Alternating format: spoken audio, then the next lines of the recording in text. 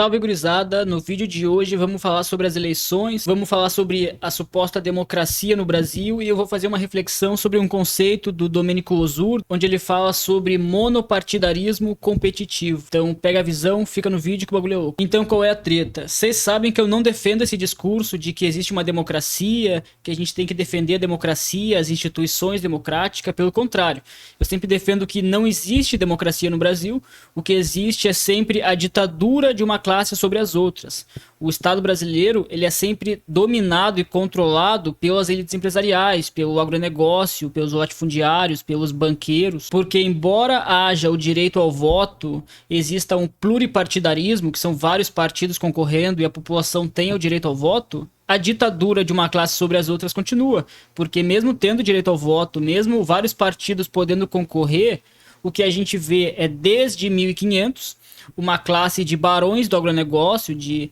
detentores do capital, de proprietários da terra, da riqueza, controlando o Estado brasileiro, tomando as decisões e usando o Estado como mero instrumento para defender os seus interesses. Então qual é a treta? Eu gosto muito de um conceito do Losurdo, onde ele fala sobre monopartidarismo competitivo, porque embora formalmente existam vários partidos, como PT, PL, MDB, PSDB, PP, União Brasil, todos esses partidos, na verdade, eles representam uma mesma classe social. É como se fosse um partido da burguesia, das elites empresariais, que é fracionado em vários partidos menores. Porque PP, União Brasil, PL, são todos partidos que representam os interesses das elites empresariais, são financiados pelo agronegócio, são financiados pelos grandes empresários. Então todos esses partidos que eu mencionei, por exemplo, eles são contra reduzir jornada de trabalho, são contra acabar com a escala 6x1, são contra fazer uma reforma tributária para reduzir os impostos sobre os mais pobres e aumentar o imposto de renda, aumentar o imposto sobre herança, taxar grandes fortunas, reduzir a taxa de juros, por exemplo.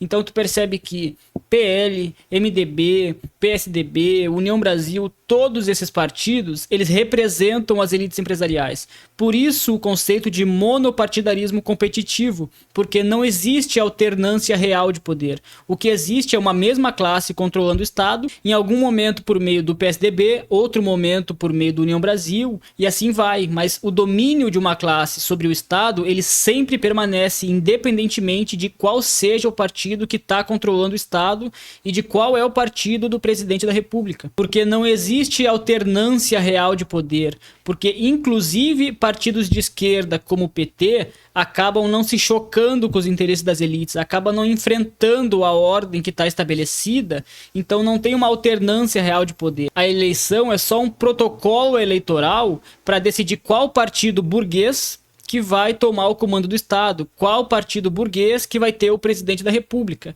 Enquanto isso, a sociedade permanece altamente desigual, com um processo absurdo de concentração de renda, riqueza e propriedade, com o povo trabalhando muito, recebendo pouco, numa escala 6x1, pagando muitos impostos e uma taxa altíssima de juros. Enquanto isso, a cada 4 anos, a população trabalhadora aperta um botão numa urna e volta para casa. Inclusive, vou falar um negócio que é muito importante aqui, que é o seguinte: nas eleições de 2024, o Rubens Ometo, que é um barão do agronegócio, bilionário, ele gastou mais de 5 milhões de reais fazendo financiamento de campanha. Ele financiou mais de 120 candidaturas de vários partidos, como PSDB, MDB, PL, União Brasil, financiou vários partidos e conseguiu eleger cerca de 60 candidatos. Ele financiou inclusive uma candidatura de um deputado do PT, para tu ver como o agronegócio ele está infiltrado nesses grandes partidos de direita, mas também no PT, que é um partido supostamente de esquerda. E isso reforça cada vez mais essa lógica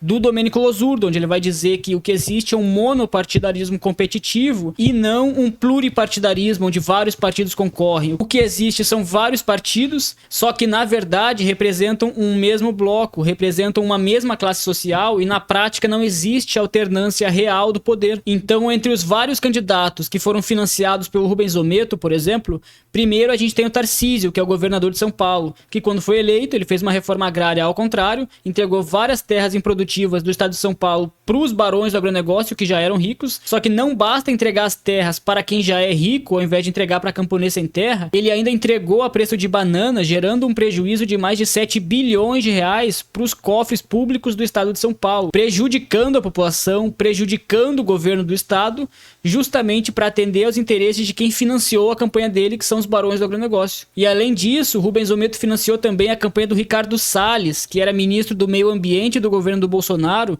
e falou que tinha que aproveitar a pandemia para passar boiada. Então tu percebe que esses caras que são financiados pelo agronegócio, quando eles são eleitos, eles vão lá devolver o favor. Eles vão atender aos interesses das elites empresariais, eles vão devolver o favor pro agronegócio, dando autorização pro agronegócio destruir Mata Atlântica, destruir floresta, matar quilombola, matar povo indígena, para plantar soja, para engordar o porco na China, para enriquecer uma minoria muito rica de barão do agronegócio, enquanto tem 30 milhões de pessoas passando fome. E é por isso que não existe democracia, sufrágio universal e pluripartidarismo. O que existe é um monopartidarismo competitivo, sendo um mero protocolo eleitoral, um jogo das elites para ratificar os seus interesses. E se em algum momento o povo se levantar para buscar por seus direitos, para fazer greves, paralisações, reivindicações políticas, o resultado vai ser sempre o freio de emergência das classes dominantes. Porque se a gente eleger como presidente da República alguém que vai defender de verdade os interesses dos trabalhadores, que vai mobilizar greve, paralisação, vai reduzir jornada de trabalho, vai aumentar o salário mínimo, vai reduzir taxa de juros, vai enfrentar o mercado financeiro, vai enfrentar o agronegócio, o resultado vai ser que a burguesia e as elites empresariais vão apertar o freio de emergência do capitalismo, que é justamente a ditadura militar, com repressão, com violência, derramamento de sangue, justamente para impedir que tenha reforma agrária, reforma tributária, que aumente o salário mínimo, que reduza a taxa de juros, justamente porque a democracia existe na medida em que o povo não se levante para defender os seus interesses, porque se a população eleger um presidente da República que está de fato alinhado com os trabalhadores, como era o João Goulart em 64, o resultado vai ser tentativa de golpe de Estado, vai ser sabotagem, vai ter uma crise econômica, tudo para impedir que os trabalhadores de fato reivindiquem por seus direitos e apliquem a democracia, que realmente o povo esteja no poder. Então, quando a gente analisa as eleições de 2026 desse ano, por exemplo, a gente percebe que tem como candidatos ali o Lula, tem o Flávio Bolsonaro, tem o Ratinho Júnior, o Caiado. O Ratinho Júnior, inclusive, acho que renunciou. Aí tem o Aldo Rebelo e tem mais umas outras candidaturas de esquerda radical. Só que qual é a treta? O Flávio Bolsonaro, o Caiado e o Ratinho Júnior, por exemplo, os três são completamente alinhados com os interesses do agronegócio, das elites empresariais, da burguesia, do mercado financeiro. Nenhuma dessas candidaturas que está posta hoje, dessas grandes candidaturas que estão concorrendo à presidência da República, absolutamente nenhum deles busca por reduzir jornada de trabalho, por reduzir a taxa de juros, por fazer uma reforma tributária, uma reforma agrária, por rever a contra-reforma trabalhista, a contra-reforma da Previdência. E por isso é tão válido o conceito de monopartidarismo competitivo, porque não tem vários partidos competindo, porque Flávio Bolsonaro, Caiado, Renan Santos e Ratinho Júnior,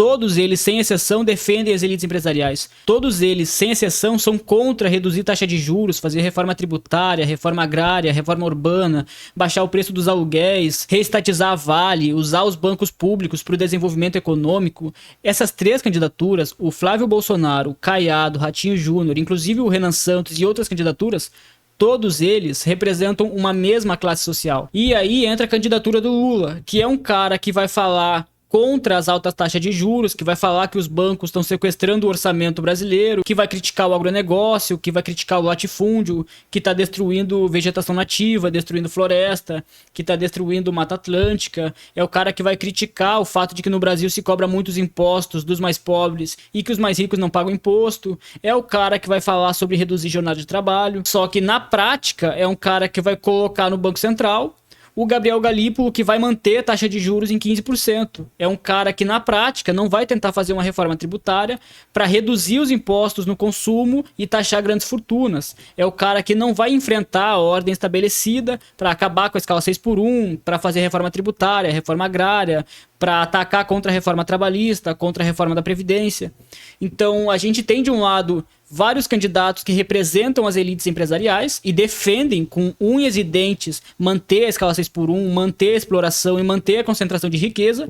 E do outro lado, a gente tem a candidatura do Lula, que denuncia a concentração de riqueza, que denuncia a escala 6 por 1, só que na prática é um cara que é conivente com a concentração de riqueza, com a escala 6 por 1 e com a ordem que está posta, com a ordem que está estabelecida. O Lula é aquele cara que vai pro palanque, que critica o agronegócio, critica os banqueiros, critica todo mundo das elites empresariais, coloca o dedo na ferida da burguesia, mas na prática ele vai dizer que os bancos nunca lucraram tanto nos governos dele, é o cara que entrega 500 bilhões de reais para o agronegócio, é o cara que não tenta fazer uma reforma tributária, é o cara que nesse mandato está fazendo menos reforma agrária que o Temer e que o Fernando Henrique Cardoso. O Estado vai continuar dessa forma independentemente de quem seja o presidente da República. Inclusive tem aquela frase do Lenin, onde ele fala que a burguesia firmou seu poder de uma forma tão sólida e tão segura que nenhuma mudança de pessoas no governo é suscetível de abalar esse poder. E enquanto Flávio Bolsonaro, Renan Santos, Ratinho Júnior